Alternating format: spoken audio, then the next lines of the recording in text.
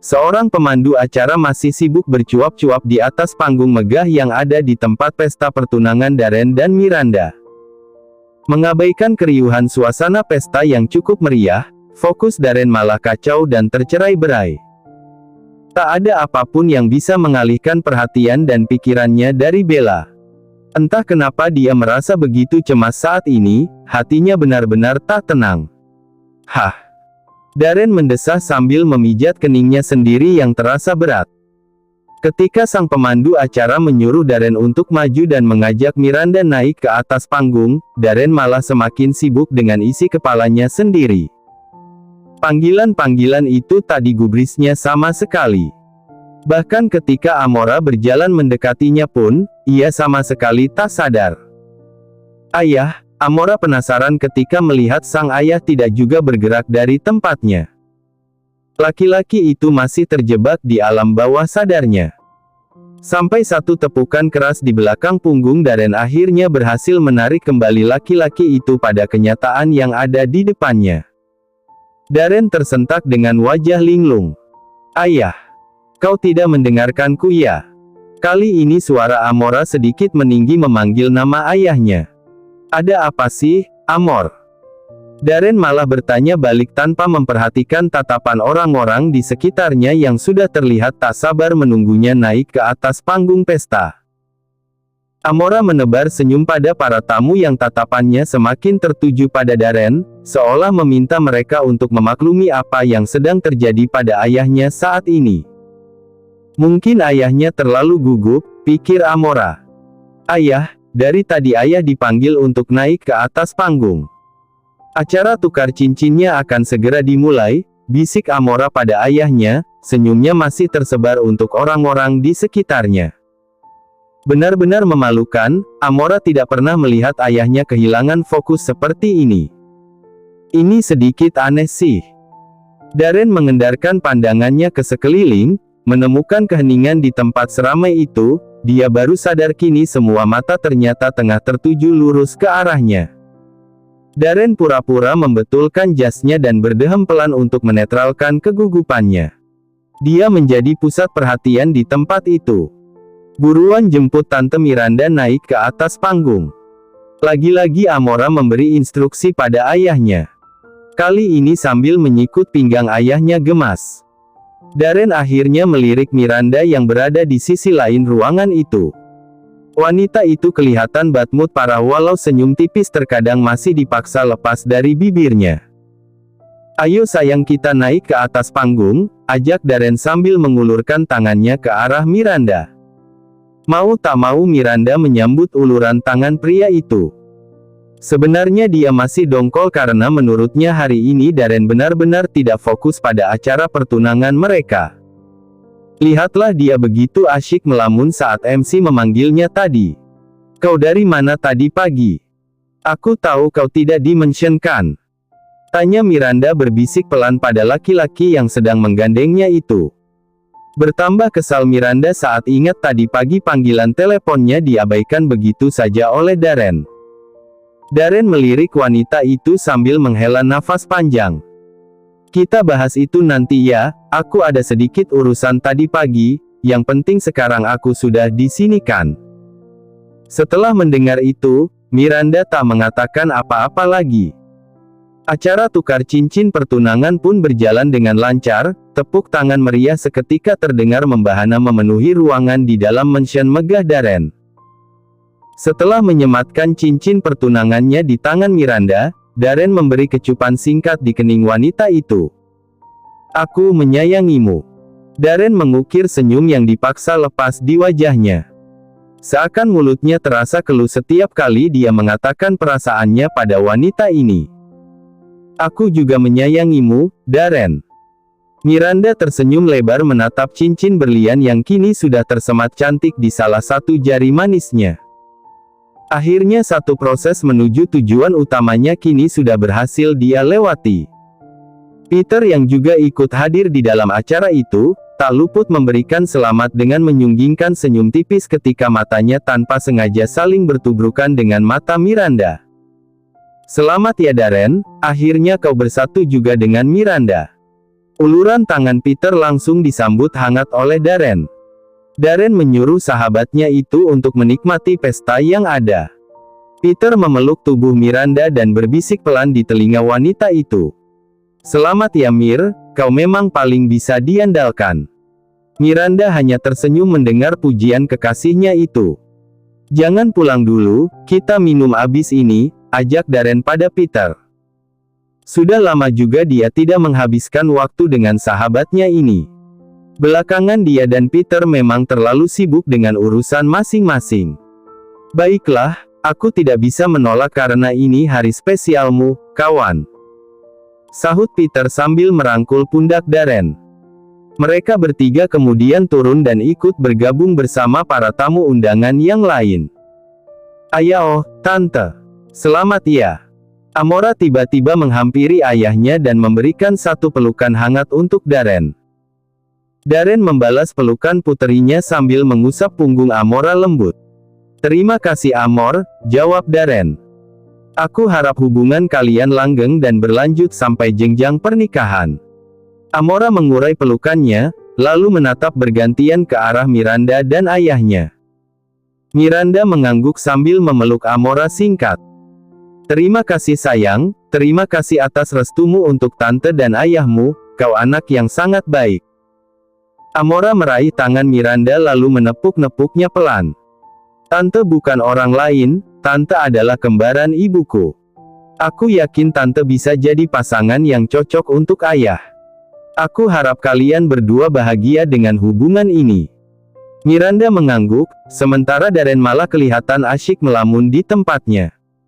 Pesta berlangsung dengan meriah, namun sosok laki-laki yang baru saja memisahkan diri dari keramaian itu tampak tak menikmati acara yang tersaji di depannya. Ayah menemukan ayahnya sedang berdiri sendiri di pinggir kolam renang sambil sibuk memainkan ponselnya. Amora tanpa pikir panjang langsung menghampiri laki-laki itu.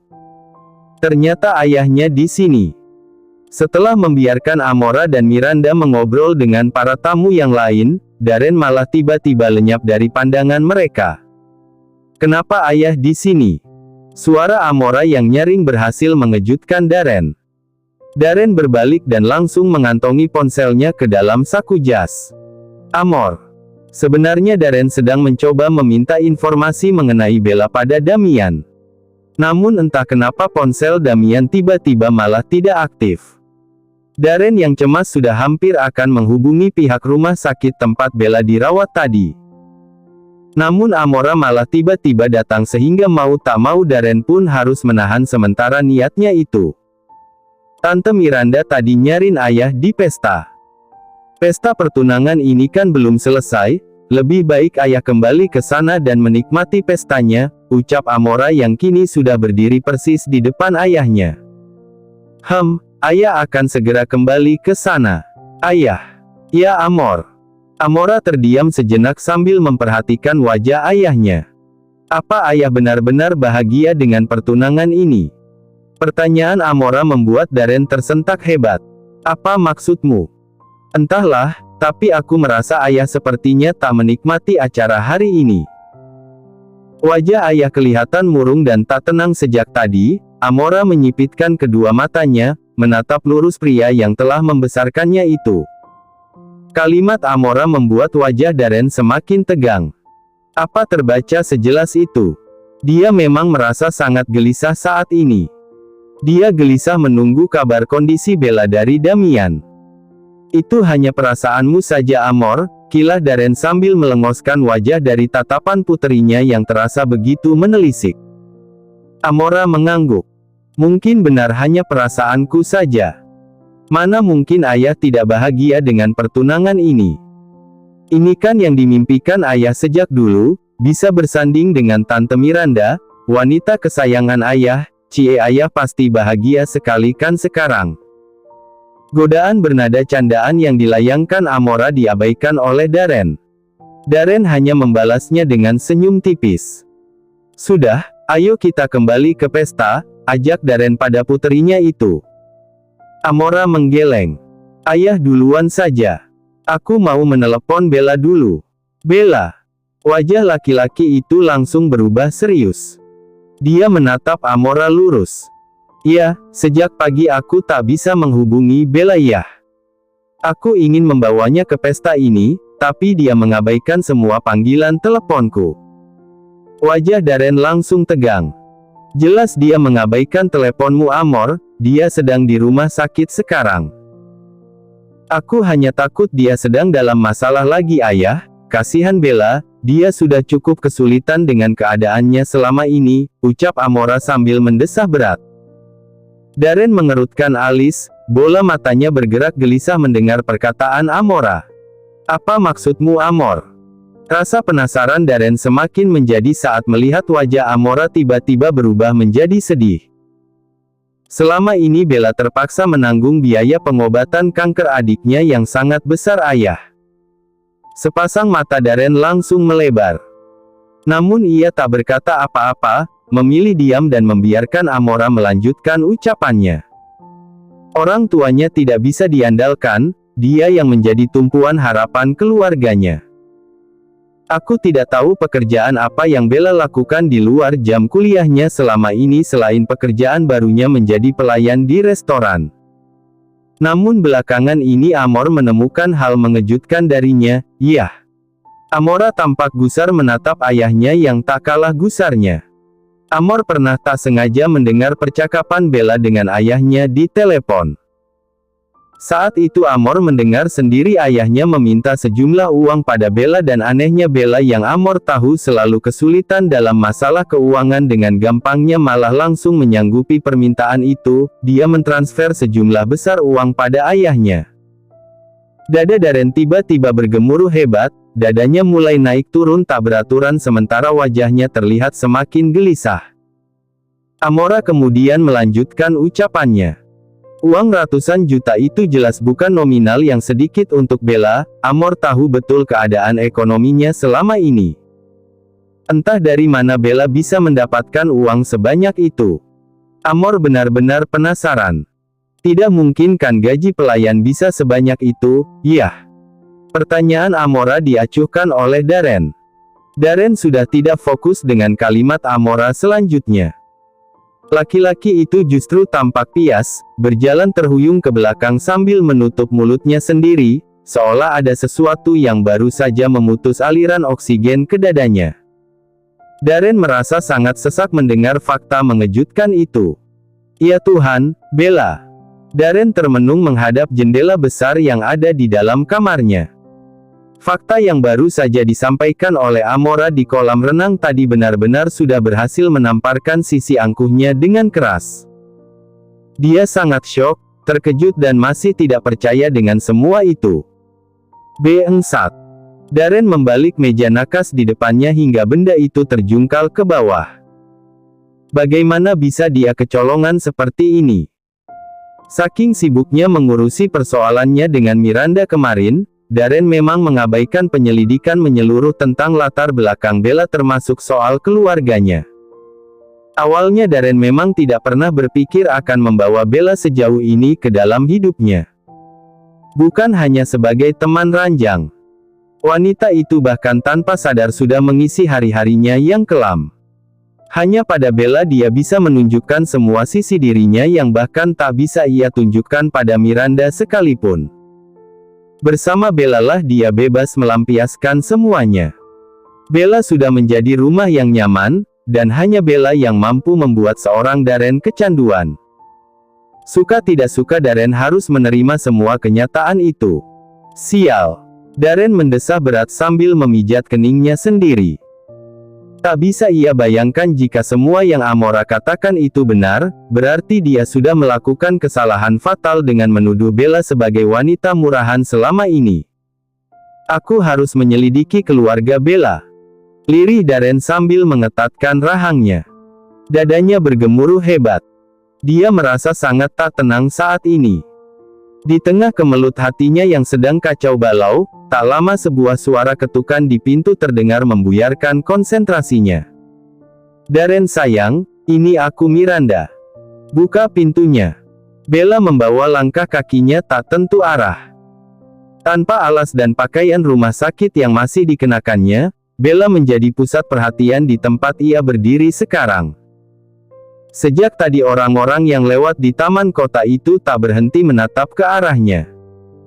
Mereka berbisik dan tak sedikit yang melayangkan tatapan iba. Namun Bella sudah tak memperdulikan semua itu. Pikirannya terlalu semrawut, penuh dengan banyak benang kusut di dalamnya. Bella hanya mampu terisak sambil memeluk tubuhnya sendiri. Masih teringat jelas perkataan suster padanya di rumah sakit waktu itu. "Selamat ya Nona, sekarang di tubuh Nona, telah tumbuh 3 bayi sekaligus." Nona sedang mengandung dan usia kehamilan Nona sudah memasuki minggu ketiga. Saat itu, Bella hanya mampu ternganga di tempatnya. Ketakutan yang selama ini paling gencar membayanginya akhirnya menjadi kenyataan yang tak bisa dielakkan. "Hiks." Isakan lirih terus keluar dari bibirnya yang tampak pucat.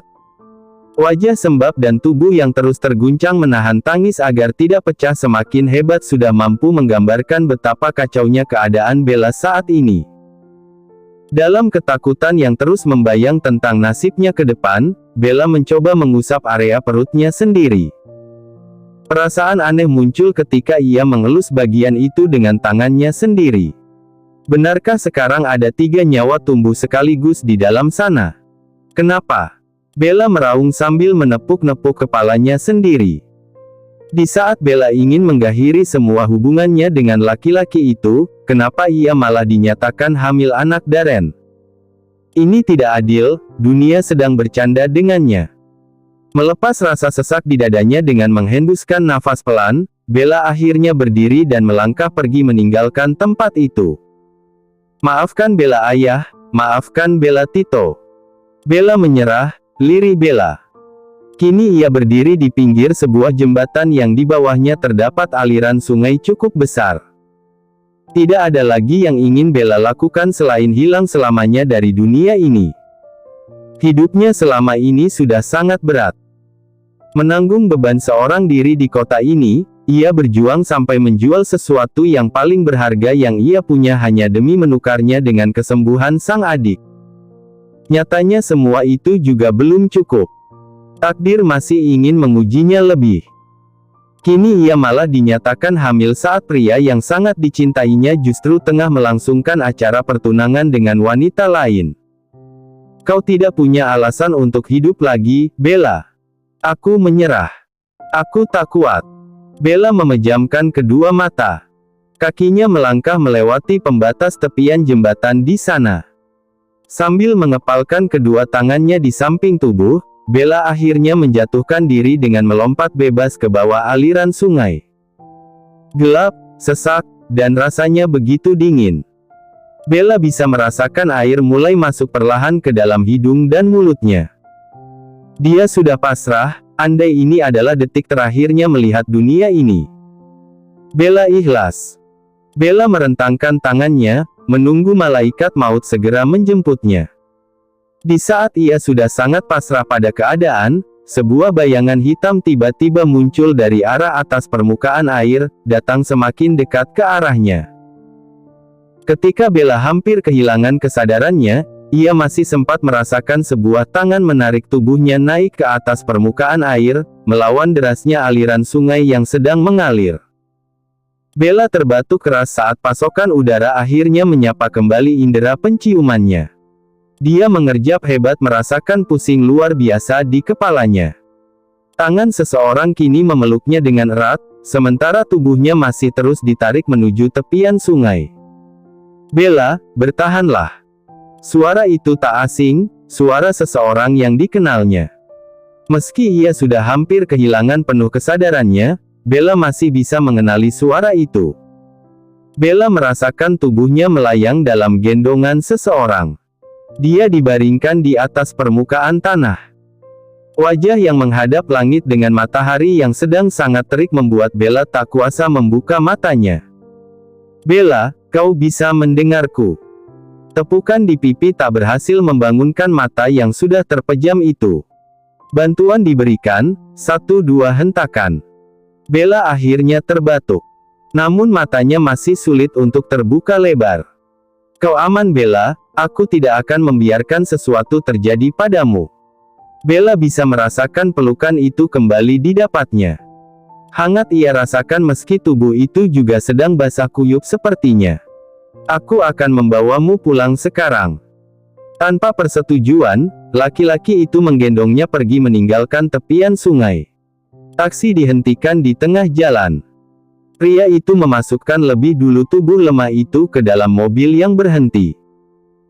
Dan setelah ia duduk di sebelah wanita yang sedang pingsan itu, pria itu pun langsung menyebutkan satu alamat dan menyuruh sopir untuk segera membawanya pergi ke sana. Tuan yakin tidak ingin membawa Nona Bella ke rumah sakit? Asisten Gavendra yang bernama Hiro bertanya sambil menatap wajah Gavendra yang terlihat cemas. Sejak tadi pria itu terlihat sangat gusar. Tatapannya tak lepas sedetik pun dari wanita yang kini tengah terbaring lemas di atas ranjang besarnya. Gavendra menggeleng. Dia masih memakai pakaian rumah sakit saat aku menemukannya. Sudah jelas dia kabur dari tempat terakhir ia dirawat. Entah apa yang terjadi pada Bella sebelumnya. Untunglah aku sempat melihatnya di jembatan saat ia menjatuhkan dirinya begitu saja ke aliran sungai itu. Jika tidak, mungkin Bella. Gavendra tak sanggup melanjutkan ucapannya sendiri. Rasa ngeri membayang di pelupuk mata. Membayangkan kemungkinan buruk bisa saja terjadi pada Bella, Gavendra akhirnya memilih untuk mengenyahkan semua pikiran buruk itu. Dia kembali fokus pada keadaan Bella saat ini. Yang penting Bella sudah baik-baik saja sekarang. Gavendra akhirnya membawa langkah pelan ke arah ranjang, ia duduk menjatuhkan diri di sebelah Bella. Dengan gerakan hati-hati, Gavendra membetulkan letak selimut Bella ke atas dadanya. Dokter baru saja pergi dari sini setelah selesai memeriksa kondisi wanita ini. Dia demam, tolong tebus obatnya di apotik Hiro. Gavendra menyerahkan kertas yang tadi diberikan dokter ke tangan asistennya. Baiklah Tuan, ada yang lain yang Tuan butuhkan. Hiro masih berdiri di depan Gavendra. Gavendra memperhatikan Bella, lalu beralih melirik Hiro. Beli juga beberapa pakaian wanita untuk Bella. Dia pasti akan membutuhkannya setelah bangun. Hiro mengangguk. Kemudian pamit keluar setelah Gavendra tak mengatakan apa-apa lagi. Damian berjalan dengan langkah lesu. Memaksakan diri untuk bertemu tatap dengan Darren di kamarnya. Pria itu pasti sudah menunggunya sekarang. Akhirnya kau datang juga. Gusar Darren meringsek maju menarik kerah baju yang Damian kenakan. Nyalang tatapannya terarah ke arah pengawal pribadinya itu. Dari mana saja kau Damian? Kenapa kau tidak mengangkat teleponku? Aku sudah bilangkan padamu untuk segera memberitahuku ketika dokter sudah mengatakan kondisi Bella padamu, bagaimana keadaannya sekarang? Darren terus membombardir Damian dengan banyak pertanyaan. Namun tak ada satupun yang dijawab oleh pria di hadapannya itu. Dada Darren bergemuruh. Dia sudah tak sabar menunggu Damian membuka mulut. Jawab aku Damian. Kenapa kau? Nona Bella kabur Tuan. Potong Damian akhirnya dengan wajah lesu. Darren tercengang. Apa? Jangan bergurau. Aku tidak bergurau Tuan, Nona Bella benar-benar kabur. Dia pergi meninggalkan rumah sakit saat aku sedang mengurus administrasinya. Bagai tersambar petir di siang bolong, tubuh Darren langsung menegang hebat. Aku sudah mengecek CCTV dan memastikan sendiri. Nona Bella memang sengaja meninggalkan rumah sakit. Aku sudah berusaha mencarinya di sekitar rumah sakit, mendatangi jalan-jalan di sekitar sana, tapi aku tidak berhasil menemukannya, Tuan. Maafkan aku. Kau sudah mencari di kosnya? Darren melotot dengan wajah panik. Damian mengangguk cepat. Ya, tapi aku tidak menemukannya di sana. Di kampusnya pun tidak ada Tuan. Sudahlah jangan dibesar-besarkan. Dia tidak mungkin pergi jauh. Lagi pula untuk apa juga dia kabur? Kau mengada-ada saja. Tawa sumbang dipaksa lepas dari bibir Darren demi menyembunyikan kegusaran hatinya saat ini. Tuan. Damian menatapnya dengan sorot mata yang terlihat berbeda. Ada binar kesedihan di sana. Terbaca dengan jelas. Dia harus menyampaikan kabar ini, meski dia sendiri tidak tahu apa Darren siap mendengarnya atau tidak. Jangan menatapku seperti itu. Bella pasti akan pulang ke kosnya. Dia tidak akan kemana-mana. Masih terdengar tawa palsu keluar dari mulut Darren. Masalahnya dia pergi dalam keadaan mental yang sangat terguncang. Saya justru takut terjadi sesuatu padanya, Tuan. Terguncang. Memangnya ada apa dengan Bella? Tawa Darren seketika lenyap berganti ekspresi wajah yang terlihat sangat serius. Nona Bella hamil Tuan, dia tengah mengandung bayi Anda.